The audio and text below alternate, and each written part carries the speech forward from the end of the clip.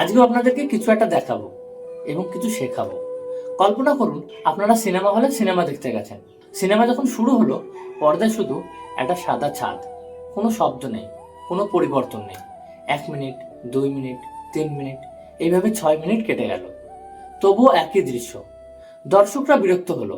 কেউ বলল এটা কি হচ্ছে, কেউ উঠে গেল, কারণ একটানা কয়েক মিনিট ধরে একই ছাদ দেখা সত্যিই অসহ্য। কিন্তু হঠাৎ ক্যামেরা ধীরে ধীরে নিচে নামলো। দেখা গেল একটি অসুস্থ শিশু বিছানায় শুয়ে আছে।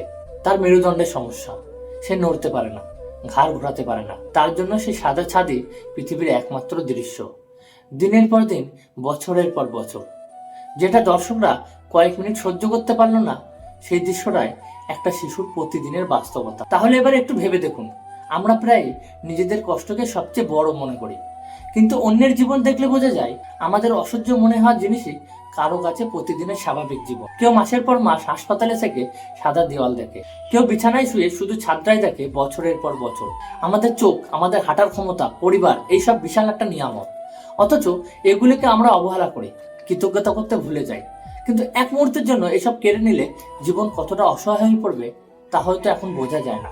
আমাদের উচিত কৃতজ্ঞ থাকা, ছোট ছোট নিয়ামতের জন্য শুকরিয়া আদায় করা, আর নিজের দুঃখের চেয়ে বড় দুঃখে যারা আছে তাদের দিকে সহানুভূতির চোখে তাকানো।